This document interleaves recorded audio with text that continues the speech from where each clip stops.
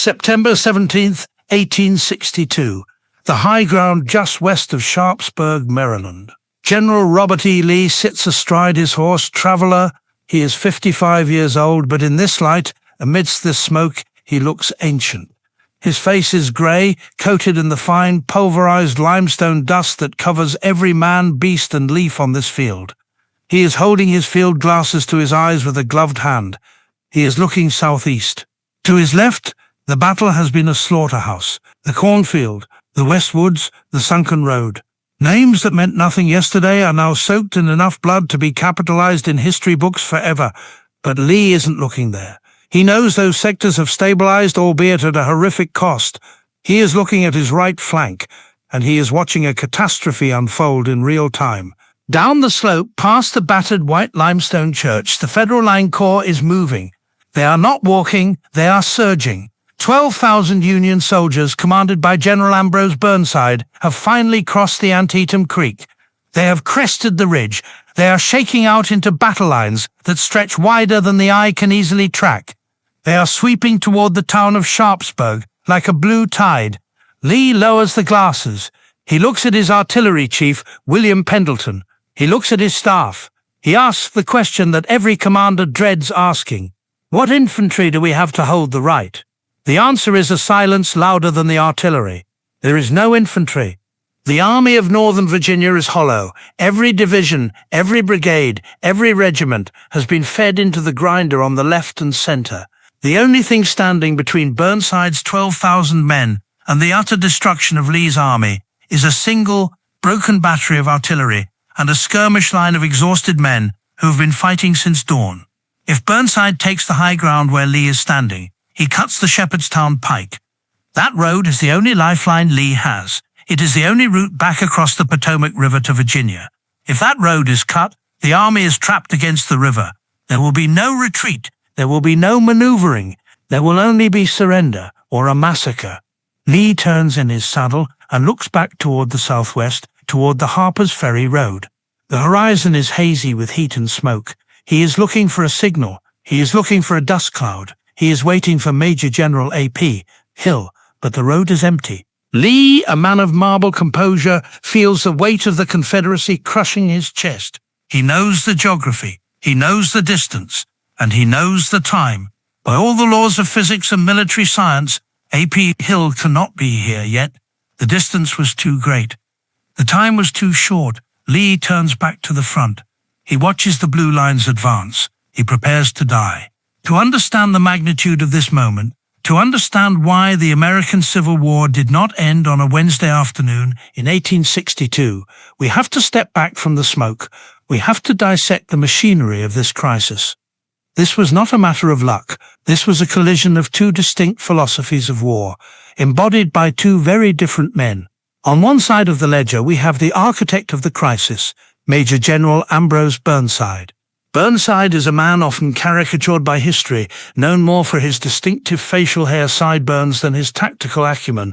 But we must understand him not as a fool, but as a study in the paralysis of command. Burnside was a decent man. He was well-liked. He was a close friend of the Union commander George McClellan. But he possessed a fatal flaw common in corporate boardrooms and battlefields alike. He lacked professional curiosity. His orders that morning were simple. Cross the Antietam Creek. Flank Lee's right. Roll up the Confederate line. The obstacle in his path was a stone bridge. The Roebuck Bridge. It was a narrow, triple-arch structure, 12 feet wide, a funnel. Overlooking this bridge, on a 100-foot bluff, were 400 Georgia riflemen commanded by Robert Toombs. They were dug into the trees. They had the high ground. Burnside looked at the map. He saw the bridge, and he stopped thinking. He did not send scouts downstream. If he had, he would have found Snavely's Ford, a crossing point less than a mile away where the water was only waist deep. He could have marched his entire corps across that ford in an hour, unopposed, and flanked the Georgians before they fired a shot. Instead, Burnside fixated on the bridge. He suffered from tunnel vision. For 4 hours from 9 a.m. to 1 o'clock p.m., he fed regiment after regiment into that stone funnel. He treated war as a brute force equation. He threw men against stone and lead. The creek ran red. It took 4 hours to force a crossing that should have been unnecessary. But the failure didn't stop there. Once he took the bridge at 1 p.m., Burnside stopped. He halted his entire corps to reorganize, to resupply ammunition, to bring up artillery. He wasted 2 more hours. This is the why of the crisis. Burnside treated time as an infinite resource. He believed the enemy was static. He believed he controlled the tempo. He did not understand that on the other side of the Potomac River there was a man who treated time like oxygen. This brings us to the other force in this equation. Major General Ambrose Powell Hill. A.P. Hill, the commander of the Light Division. If Burnside was a heavy, blunt instrument, Hill was a switchblade. He was small, frail, often sick. He suffered from prostatitis and malaria. But when the shooting started, the sickness vanished, replaced by a terrifying manic adrenaline. He wore a bright red calico battle shirt, so his men could see him in the smoke. But to understand Hill's mindset on September 17th, you have to know the secret context. That morning, A.P. Hill was not a free man. He was technically under arrest. He had been feuding with his superior Stonewall Jackson. The two men despised each other. Jackson, the rigid Presbyterian schoolmaster, and Hill, the emotional, high-strung cavalier. On the march into Maryland, Jackson had cited Hill for neglecting orders regarding the marching tempo. He had ordered Hill to surrender his sword. Hill had been marching at the rear of his column, stripped of command, fuming, humiliated. But when the orders came from Lee, when the crisis at Sharpsburg became clear, Jackson reinstated him. He gave him back his sword because he knew Hill was a fighter. Imagine the psychological state of A.P. Hill. He is humiliated. He is angry. He has something to prove. He is not just fighting the Union Army, he is fighting for his reputation. He receives Lee's order at Harper's Ferry at 6:30 a.m. Harper's Ferry is 17 miles from Sharpsburg. Hill does not hold a council of war. He does not study the maps. He puts the Light Division on the road within the hour. This was not a march. It was a death march. The temperature climbs into the 70s. The roads are dry. The dust is choking. Thousands of men are kicking up a cloud that coats the lungs. Hill rides up and down the line with his saber drawn. He is a demon on horseback. He establishes a brutal protocol. No breaks. No stopping for water. If a man falls out, leave him. If a man cannot keep up, he is gone. He is distilling his division. He is shedding the weak, the sick, the slow. He is turning his army into a projectile. The Light Division usually numbered around 5,000 men. By the time they reached the Potomac crossing at Butler's Ford, hundreds had dropped out from heat exhaustion and bloody feet. Hill pushes them into the river. They wade across, the cool water offering a momentary mercy, soaking their wool trousers, weighing them down. They climb the Maryland bank, wet and heavy, and immediately resume the double-quick pace. Hill checks his watch. He checks the sun. He pushes them harder. By 3:30 p.m., the head of Hill's column is approaching the battlefield. They have covered 17 miles in roughly 8 hours. They are dehydrated. Their lungs are burning. They are not fit for combat, but Hill doesn't care. He hears the roar of the battle. He knows the sound of a line breaking. Let's return to the battlefield. 3:55 p.m. Burnside's advance is majestic. It is terrifying. The Union left flank is sweeping through the rolling terrain south of Sharpsburg. They are moving through tall cornfields that are ready for harvest. The stalks are high, 6 or 7 feet, creating a golden curtain that obscures vision. We must zoom in on the specific unit at the tip of the spear, the extreme left flank of the Union line, the 16th Connecticut Volunteer Infantry. If you want to understand the tragedy of war, look at the 16th Connecticut. They were not soldiers. Not really. They had been mustered into service only 3 weeks earlier. They had arrived at the front days ago. They had received almost no military training. Their Colonel Francis Beach was a professional, but his men were clerks, farmers and boys from Hartford. Here is a fact that chills the blood. Many of the men in the 16th Connecticut had loaded their muskets for the first time that very afternoon. They did not know the drill. They did not know the bugle calls. And yet, through a failure of command, Burnside and his corps commander, General Rodman, had placed this raw green regiment on the extreme flank. The flank is the most dangerous place on a battlefield. It is the edge of the shield. If the flank turns, the line collapses. You put your veterans on the flank. You put your iron men there. Burnside put the 16th Connecticut there because he thought the battle was already won. He thought there was no enemy left on that side of the field. So at 4 p.m., the 16th Connecticut is stumbling through a cornfield. They are disjointed. Officers are shouting conflicting orders. The men are nervous. They can't see 5 feet in front of them through the corn. They emerge from the stalks into a field of clover, and they see them to their left, coming up over a rise in the ground, a long line of soldiers. The men of the 16th Connecticut freeze. They squint through the smoke and the dust. The soldiers approaching them are wearing blue jackets. "Hold your fire," a Union officer screams. "Those are our men. This is the friction of war." The fog. The approaching soldiers are not Union reinforcements. They are A.P. Hill's veterans, specifically the brigades of Maxcy Gregg and Lawrence O'Branch. Why are they wearing blue? Because at Harper's Ferry days before, their grey uniforms were in tatters. They had captured a Union depot. They had requisitioned brand new Federal shell jackets. They were wearing the enemy's clothes. For 30 seconds, time stands still. The 16th Connecticut stands with their rifles lowered, smiling, relieved to see friends. A.P. Hill's men do not smile. They are breathing hard. Sweat is cutting channels through the dust on their faces. They deploy into a battle line with the muscle memory of killers. They see the Union flank exposed. They see the green troops hesitating. A.P. Hill, his red shirt vivid against the blue of his men, points his sword.